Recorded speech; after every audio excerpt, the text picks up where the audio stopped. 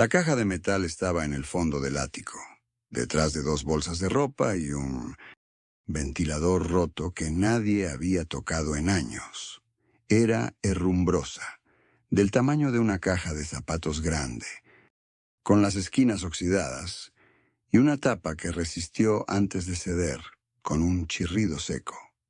Rodrigo la había movido sin pensarlo, como movió todo esa tarde, porque alguien tenía que hacerlo y su madre no podía subir las escaleras desde el infarto del año anterior. El funeral había sido 3 días atrás. La casa todavía olía a flores marchitas y a café recalentado. Ese olor particular que deja el duelo cuando la gente se va y queda el silencio. Subió al ático con la intención de ordenar, de hacer algo concreto con las manos, mientras la cabeza encontraba la manera de procesar que su padre ya no estaba. La única bombilla del cuarto colgaba sin pantalla y zumbaba levemente, como siempre había zumbado, proyectando una luz amarilla sobre las cajas apiladas contra la pared del fondo. Fue al mover la caja de metal cuando sintió el peso desigual, algo que se desplazó adentro con un sonido suave, casi cauteloso. La tapa tenía restos de cinta adhesiva alrededor del borde, cinta que alguna vez fue transparente y ahora era amarilla y quebradiza, como si alguien la hubiera sellado hace mucho tiempo con la intención de que no se abriera fácilmente. Adentro, envuelta en una bolsa de plástico opaco atada con un nudo doble, había una fotografía en blanco y negro del tamaño de una postal. Rodrigo la sostuvo bajo la bombilla y tardó unos segundos en entender lo que estaba mirando. El hombre joven en la imagen era su padre, sin duda, con el mismo perfil recto y los mismos hombros anchos que Rodrigo había conocido toda su vida, solo que con 30 años menos y una sonrisa que no recordaba haberle visto nunca. Estaba parado frente a una iglesia con portones de madera tallada, con el brazo rodeando a una mujer de cabello oscuro que miraba la cámara con una expresión tranquila, casi solemne. Al pie de la foto, escrita con tinta azul que el tiempo había vuelto gris, una fecha, marzo, 1971. Rodrigo nació en octubre de 1975. La mujer cargaba un bebé envuelto en una manta clara, y la mano derecha del padre descansaba sobre la cabeza de ese bebé con una familiaridad que no era la de un extraño ni la de un conocido casual, sino la de alguien que ya había hecho ese gesto muchas veces antes. Rodrigo giró la fotografía. Al reverso no había nombre, no había dirección, solo esa fecha y 2 letras mayúsculas escritas con apuro, E-B. Volvió a mirar dentro de la caja y encontró lo demás. Un paquete de cartas atadas con una cinta roja desgastada, un sobre manila sin remitente ni sello postal y un anillo de plata liso que no era la argolla de matrimonio de su padre, porque esa argolla la habían enterrado con él 3 días atrás. Todo estaba ordenado con un cuidado que no era el descuido de quien guarda cosas sin importancia, sino la precisión de quien guarda exactamente lo que no quiere que nadie encuentre. Rodrigo permaneció de pie bajo esa bombilla que zumbaba, con la foto en la mano, el polvo del ático en la garganta y la certeza silenciosa de que su padre había protegido ese secreto durante más de 50 años. 6 años atrás, Marcos dejó ir un trabajo en Monterrey que había esperado construir desde la universidad, porque su padre ya no podía quedarse solo ni una noche completa. No lo pensó demasiado. Deshizo las maletas, devolvió las llaves del departamento que había rentado por anticipado y reorganizó su vida entera alrededor de un hombre que poco a poco dejaba de reconocerlo. Los lunes y jueves eran para los medicamentos del corazón. Los miércoles, para lavar las sábanas y airear el cuarto antes del mediodía. Las noches eran imprevisibles. Veces su padre amanecía sentado en el pasillo, descalzo, mirando la pared como si esperara que alguien abriera una puerta que no existía. Marcos lo tomaba del brazo sin hacer ruido. Lo guiaba de regreso a la cama y se quedaba parado en el umbral hasta escuchar que la respiración se asentaba. La relación con Elena no sobrevivió al segundo año de eso. Ella lo esperó con una paciencia que tenía fecha de vencimiento, y cuando se fue, Marcos entendió que había elegido sin decirlo en voz alta. Cada domingo preparaba el mismo desayuno que su padre había pedido toda la vida. Café negro sin azúcar, pan tostado, con mantequilla real, un vaso de jugo de naranja exprimido en el momento, nunca de caja. Su padre dejó de recordar su nombre antes de cumplir los 80, pero seguía bebiendo ese jugo hasta el fondo, con una concentración silenciosa que Marcos interpretaba como algo que el cuerpo guarda cuando la mente ya soltó todo lo demás. El cuarto olía a agua de colonia barata, la misma marca verde que su padre compraba desde los años 90, mezclada con mentol de las cremas para las articulaciones y el algodón limpio de las sábanas recién tendidas. Ese olor era constante, predecible, y Marcos lo asociaba con algo permanente, la clase de cosa que uno da por sentada precisamente porque nunca cambia. La historia que cargaba era simple y sin fisuras. Un padre viudo que había criado solo a un hijo, sin deudas ocultas, sin versiones distintas, según a quien le preguntaras. Esa historia era el suelo desde el que Marcos había construido todo lo que sabía sobre sí mismo. El último día en que su padre tuvo claridad fue una tarde de octubre, con luz baja entrando por la ventana del cuarto y el ruido apagado de la calle afuera. Lo miró de una manera distinta, directo y quieto, y dijo algo breve que Marcos escuchó como gratitud, como un cierre limpio entre los dos. Ahora, con la foto entre las manos, esas mismas palabras empiezan a sonar como otra cosa.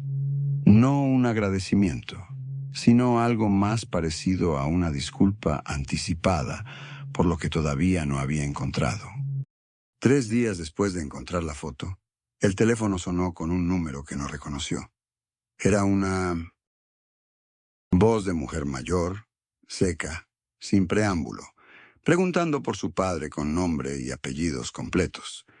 Él respondió que había fallecido 2 semanas atrás, y del otro lado hubo un silencio tan largo que pensó que la llamada se había cortado. Luego la mujer dijo solamente eso, que entonces ya no importaba, y colgó. Él se quedó mirando la pantalla, el número todavía visible, con una sensación que no era exactamente miedo, sino algo más parecido al frío que entra por una ventana que creía cerrada. Intentó devolver la llamada 2 veces. La segunda vez una grabación le informó que el número no correspondía a ningún servicio activo. Buscó el prefijo y encontró que pertenecía a una ciudad a 5 horas hacia el norte, un lugar cuyo nombre nunca había escuchado pronunciar dentro de esa casa, en ninguna conversación, en ninguna cena, en ningún recuerdo que pudiera rastrear. Subió al ático sin quitarse los zapatos. Las cartas atadas con la cinta roja seguían donde las había dejado, sobre la caja de madera oscura, junto a la foto. Las tomó con cuidado, como si el peso pudiera aumentar si las sostenía mal, y las examinó una por una sin abrirlas. Los sobres eran delgados, amarillos en las esquinas, con una dirección manuscrita en el remitente que correspondía a esa misma ciudad del norte. La letra era de mujer, redonda, inclinada hacia la derecha, con una regularidad que hablaba de alguien que había aprendido a escribir con esmero. Los matasellos iban de 1971 a 1984, 13 años de correspondencia que su padre había guardado en silencio dentro de una caja que nunca bajó del ático. Entonces notó algo que no había visto la primera vez. En el reverso de uno de los sobres, escrito a mano debajo del remitente, había un nombre y un segundo apellido. El mismo segundo apellido que la mujer había pronunciado por teléfono, el que él nunca había escuchado en casa, el que no aparecía en ningún documento familiar que conociera. Se sentó en el suelo de madera con las cartas en el regazo y la casa crujió despacio sobre él, como hace siempre cuando el viento presiona desde afuera. Entendió entonces que lo que tenía entre las manos no era una historia vieja y enterrada con su padre. Era una historia que acababa de llamar por teléfono y que todavía esperaba una respuesta. Marcos no abrió ninguna carta. Las dejó en la caja, en el mismo orden en que las había encontrado, y cerró la tapa con cuidado. Sabía que si empezaba a leer sin un marco, iba a perderse en los detalles antes de entender la estructura. Necesitaba saber primero qué era real y qué era posible, y para eso necesitaba fechas, lugares, registros que no pudieran mentirle. Bajó del ático con la caja, bajó el brazo y la depositó sobre la mesa del comedor sin hacer ruido, como si el peso de lo que contenía pudiera romperse si lo golpeaba. Se sentó, respiró. Luego fue al escritorio de su padre. El cajón inferior resistió un poco, como siempre había resistido, con esa fricción de madera vieja que nunca terminaron de arreglar. Adentro estaba la carpeta azul, la misma que Marcos había armado después del funeral, con los documentos que el hospital devolvió, los que encontró en el buró, los que estaban en el archivero de 2 cajones que su padre nunca cerró con llave. La había guardado sin revisarla con detalle, porque en ese momento no tenía cabeza para nada que no fuera el papeleo inmediato, los trámites, las llamadas. La sacó y la puso sobre el escritorio. Olía a papel, que ha estado cerrado demasiado tiempo, a la tinta reseca de un bolígrafo, que alguien dejó adentro hace años y que ya no servía para nada. Marcos abrió la carpeta con los 2 pulgares y empezó a pasar las hojas despacio, sin saltarse ninguna. Había recibos de medicamento, copias de estudios, un estado de cuenta de hacía 3 años, una póliza de seguro médico que nunca se usó del todo. Y entonces, entre 2 hojas que estaban pegadas por la humedad, encontró los 2 documentos. Eran actas de nacimiento. Las separó con cuidado para no romper el borde. La primera era la suya, con su nombre completo, la fecha que había memorizado desde niño, el nombre de su padre y el de su madre escritos con la letra densa de una máquina de escribir que ya nadie usaba. La segunda tenía el mismo apellido paterno, pero el nombre era diferente. La fecha era diferente, casi 4 años antes que la suya, y en el campo que indicaba la ciudad de registro estaba escrito el mismo nombre de ciudad que aparecía en el remitente de los sobres. Marcos no se movió durante varios segundos. Después sacó el teléfono del bolsillo, abrió la cámara y fotografió el acta sin temblar. Creó una carpeta nueva en el celular y la tituló únicamente con la fecha de ese día, sin palabras adicionales. Guardó la imagen. Luego fotografió la suya también y la guardó en la misma carpeta. Cerró la aplicación y dejó el teléfono boca abajo sobre el escritorio. Abrió el cajón lateral y sacó el cuaderno de espiral verde, el mismo donde durante 6 años había anotado los medicamentos de su padre, la dosis, el horario, las reacciones, los días en que había que doblar o reducir. La letra era ordenada y pequeña, entrenada por la repetición de algo que no podía fallar. Pasó las hojas usadas hasta llegar a la primera página en blanco y escribió 3 puntos numerados. El primero: Registro civil de la ciudad del remitente. Verificar si el padre tuvo algún registro allí antes de 1975. El segundo: Archivos notariales del municipio, propiedades o trámites a su nombre. El tercero: Carpeta azul completa. Cruzar fechas con lo que ya tenía. El plan no era rápido, pero era ordenado. Y Marcos sabía que el orden era lo único que podía protegerlo, ahora mismo, de hacer algo que no tuviera marcha atrás. La pregunta ya no era si había algo escondido. La pregunta era cuánto tiempo llevaba escondido, y quién más lo había sabido mientras él preparaba los medicamentos a las 8 de la mañana sin sospechar nada.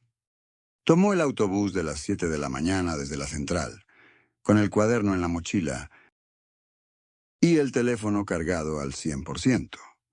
La bolsa de papel Kraft con las cartas iba adentro. También, doblada con cuidado, intacta.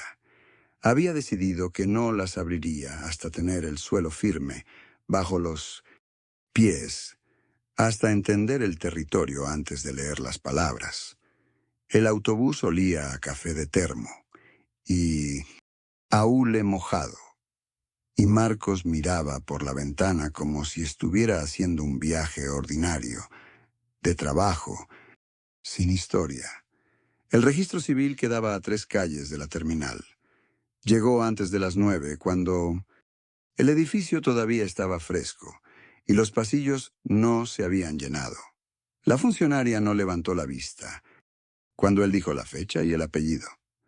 Solo fue al archivo, trajo el folio y lo puso sobre el mostrador con indiferencia burocrática. Marcos leyó el acta despacio, una línea a la vez.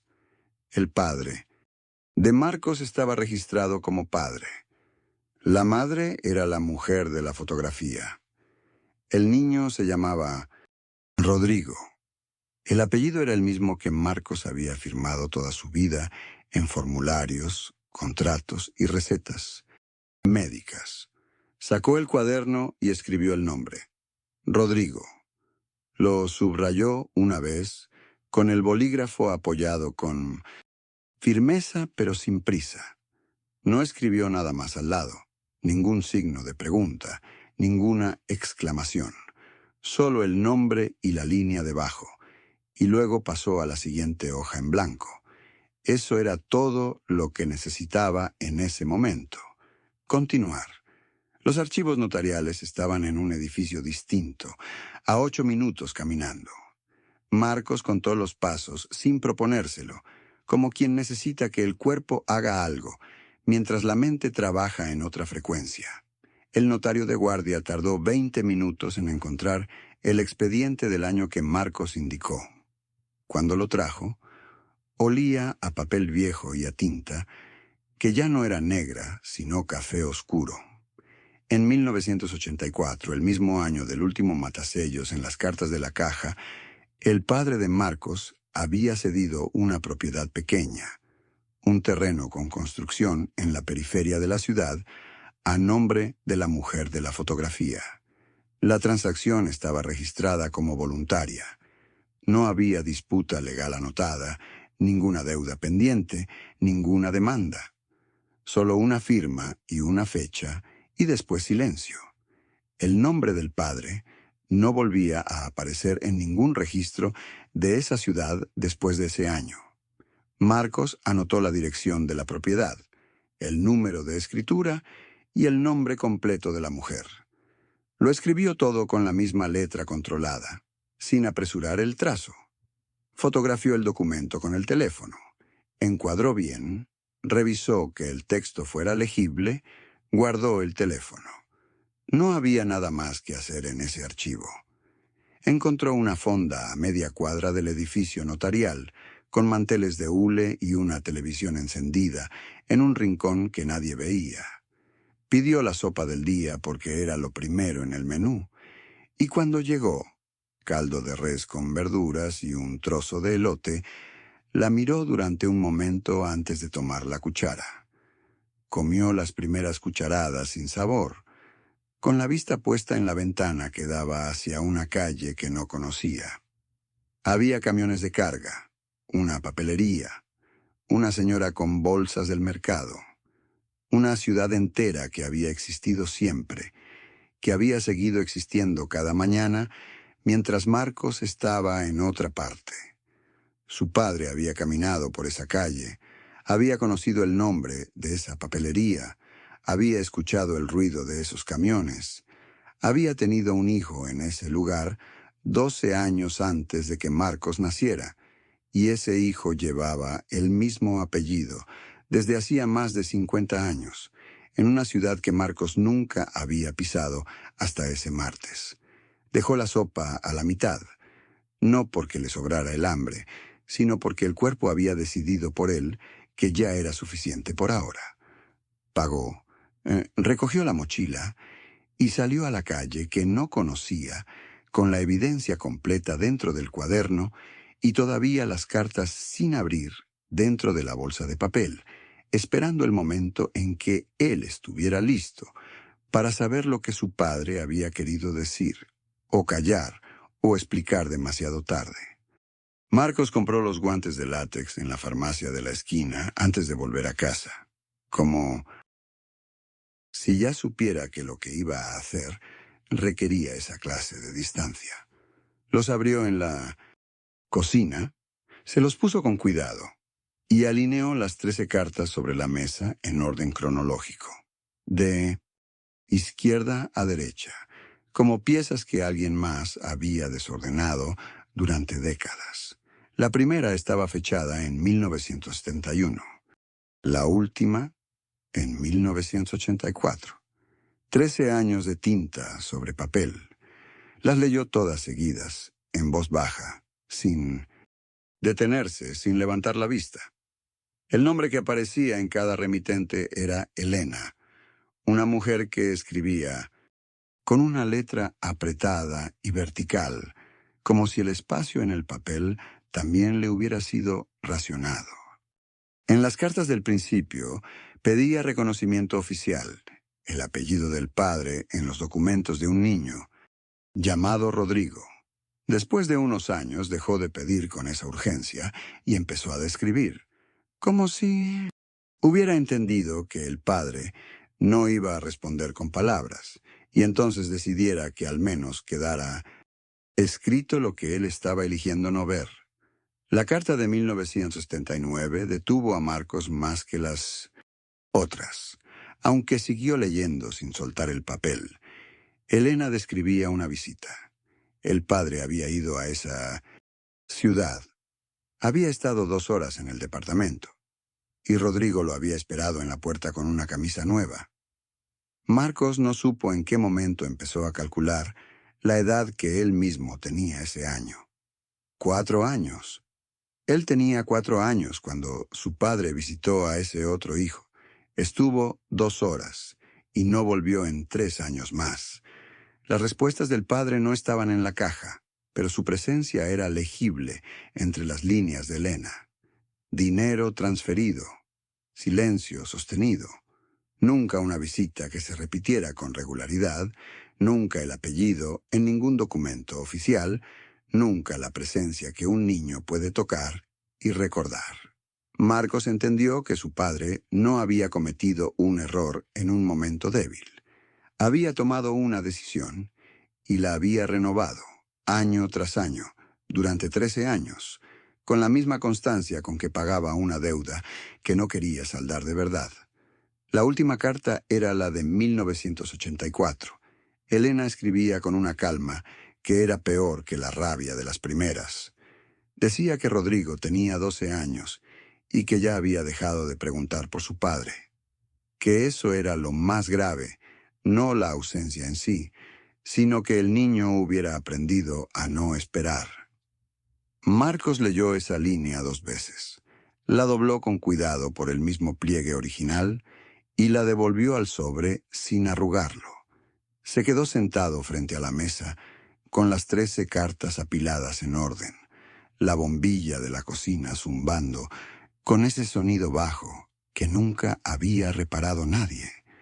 Pensó en la camisa nueva, en un niño parado en una puerta que no sabía que esas 2 horas iban a ser todo lo que iba a tener por los próximos 3 años.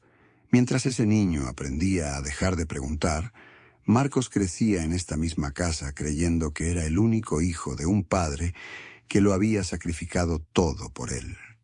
Esa noche Marcos no durmió. Abrió el cuaderno sobre la mesa del comedor y acomodó todo en orden. Cronológico, sin prisa y sin pausa. Primero las fechas que había encontrado en los sobres, luego las direcciones que había anotado en el autobús, luego los nombres que aparecían una y otra vez en las mismas combinaciones.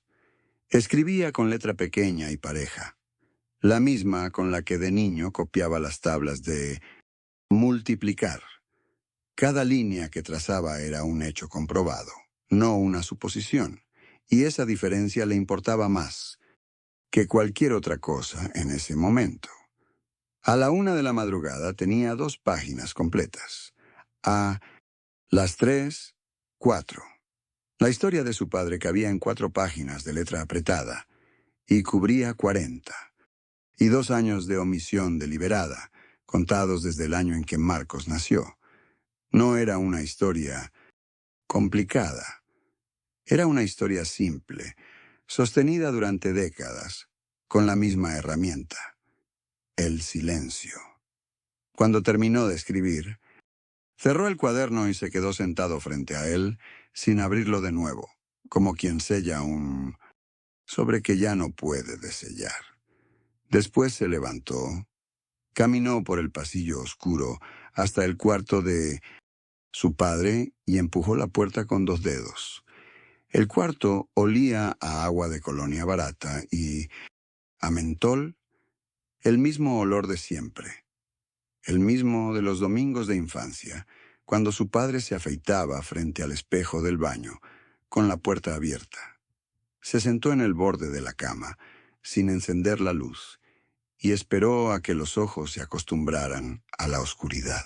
Sobre el velador estaba la foto que había encontrado días atrás en el ático, apoyada contra la lámpara, como si alguien la hubiera puesto ahí a propósito, como si su padre la hubiera bajado él mismo antes de morir y la hubiera dejado en ese lugar, para que Marcos la encontrara desde este ángulo exacto, desde este borde de cama, en esta oscuridad.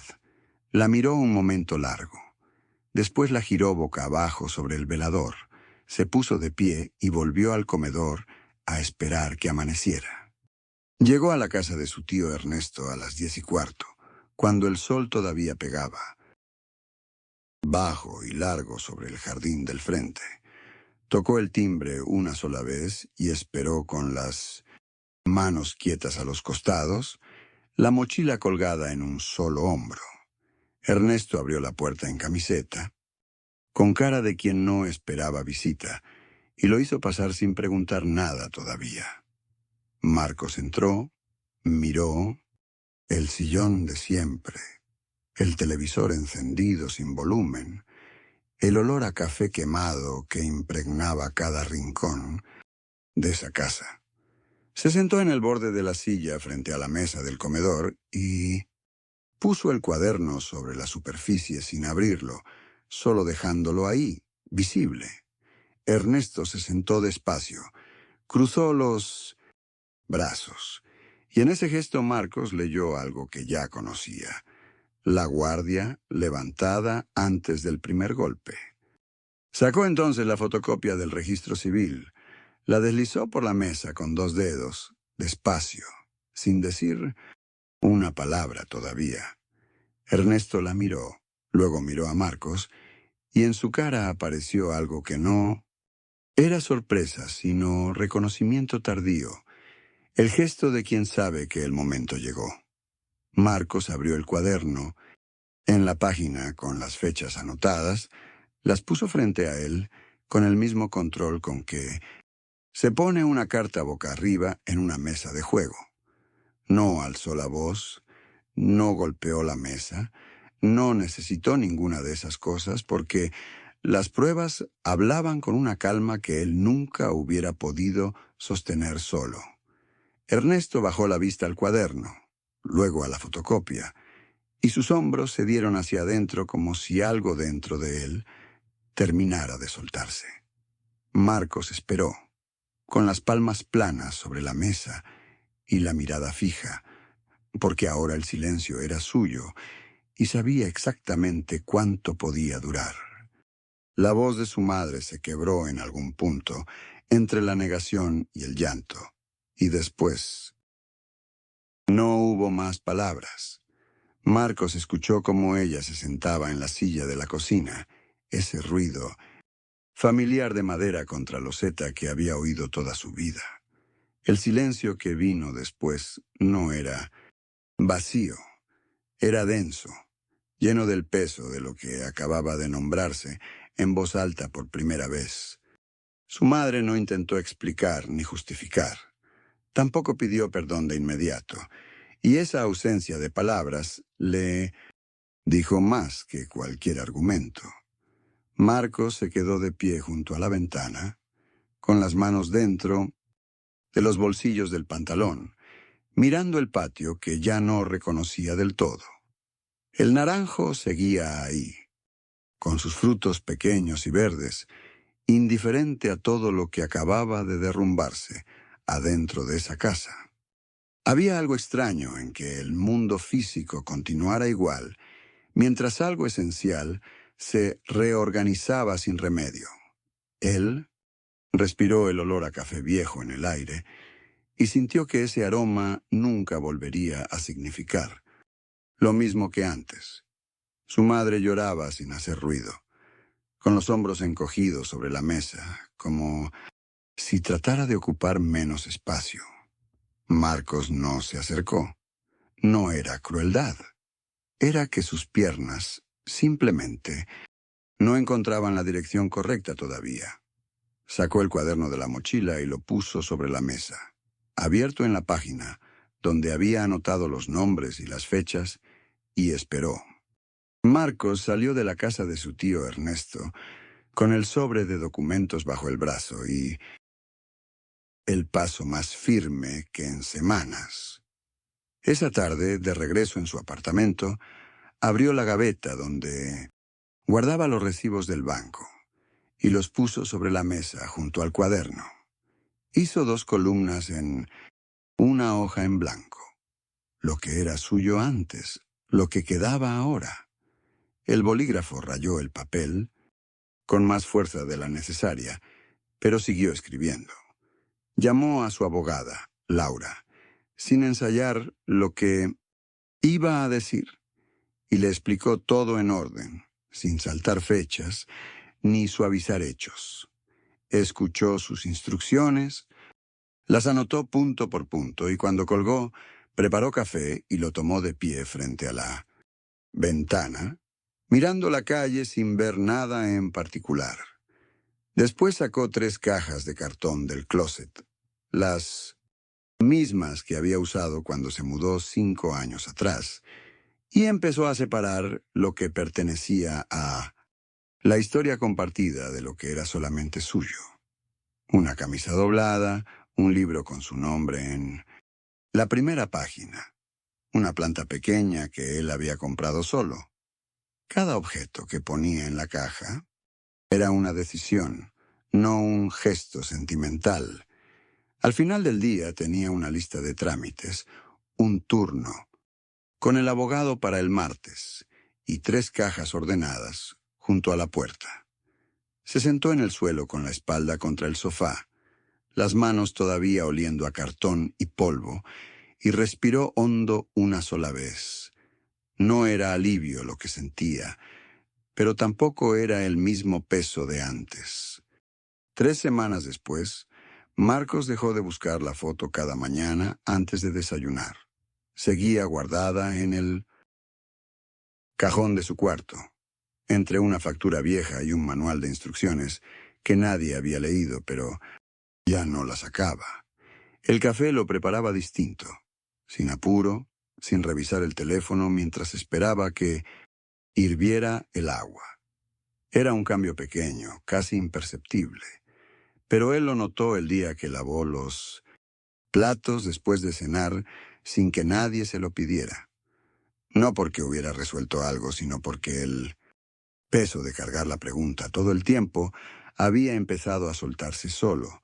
Llamó a su hermana Valentina un martes a mediodía, no para hablar de la foto ni de su tío Ernesto, sino para preguntarle cómo estaba.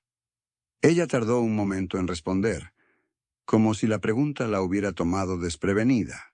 ¿Y eso? Le dijo a Marcos más que cualquier respuesta larga. Colgó con la sensación de que algo entre ellos, dos, había quedado torcido mucho antes de que él subiera al ático aquel domingo. Esa tarde salió a caminar sin destino, con las manos en los bolsillos y el sol de las 5 pegando sobre las baldosas. Pasó frente a la casa donde había crecido. Se detuvo unos segundos mirando la ventana del primer piso y siguió caminando. No entró, no tocó el timbre, no necesitó hacerlo. Algo en él ya sabía que esa puerta pertenecía a una versión de su vida que había terminado. La pequeña victoria no fue descubrir la verdad completa, sino entender que podía vivir con lo que sabía sin que eso lo paralizara.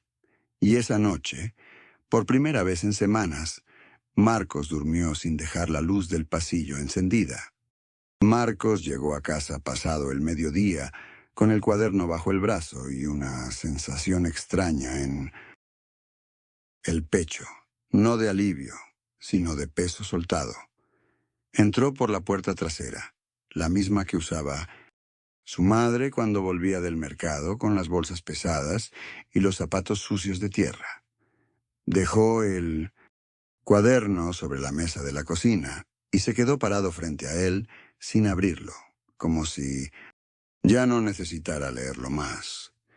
El olor a café viejo todavía flotaba desde la mañana, ese olor denso que se pegaba a las paredes de esa cocina desde siempre. Fue hasta el fregadero, abrió la llave y se lavó las manos con calma, sintiendo el agua fría correr entre los dedos más tiempo del necesario. Luego secó las manos con el trapo de tela a cuadros que colgaba del horno. El mismo. Trapo desgastado que nadie había reemplazado en años. Fue al cajón de los cubiertos, sacó un bolígrafo y abrió el cuaderno en la última página que había usado. Tachó una línea que había escrito de madrugada, una pregunta que ya tenía respuesta, y el trazo del bolígrafo fue firme y limpio. No borró nada, solo tachó, porque lo que había pasado no desaparecía, simplemente dejaba de ser una pregunta sin respuesta. Se sentó en la silla de siempre, la que chirriaba un poco sobre el piso de cerámica, y miró la foto que había traído del ático y que ahora descansaba sobre la mesa sin estar escondida. La sostuvo con las dos manos, estudió las caras y esta vez no buscó nada que no estuviera ahí. Puso la foto boca arriba, junto al cuaderno, como quien archiva un documento, y cierra una carpeta sin tirarla a la basura. Después se levantó, encendió la hornilla y puso agua a calentar para un café nuevo, uno que no supiera a la noche anterior. Esa tarde, Marcos subió al ático por última vez. No buscaba nada nuevo. Ya no había nada que encontrar. Subió porque necesitaba cerrar el círculo con sus propias manos. La escalera crujió igual que siempre. El mismo sonido de madera vieja que había escuchado de niño, sin entender lo que guardaba ese silencio. El cuarto olía a polvo y a papel húmedo, ese olor que ya no le generaba curiosidad, sino una familiaridad triste. La caja de cartón seguía en el mismo rincón donde la había encontrado semanas atrás, con la tapa torcida y el lazo desatado. Marcos la tomó con las dos manos, la bajó por la escalera y la colocó sobre la mesa del comedor bajo la luz del mediodía. Adentro estaba la foto. Su padre joven, una mujer que no era su madre, y una fecha escrita a lápiz que lo había cambiado todo. La miró un momento largo, sin prisa, sin el temblor de las primeras veces. Después, la colocó dentro del cuaderno junto a los documentos que Ernesto le había entregado. Cerró la tapa con cuidado y ató el lazo. No la guardó en el ático. La puso en el cajón de su escritorio, a la vista, porque las verdades que se esconden vuelven a crecer. Marcos entendió ese día que conocer el origen de una herida no la borra, pero sí le devuelve al hombre el único poder que importa, el de decidir qué hace con ella. Si te gustaron estas historias, suscríbete al canal y activa las notificaciones para no perderte las próximas. Gracias por acompañarnos.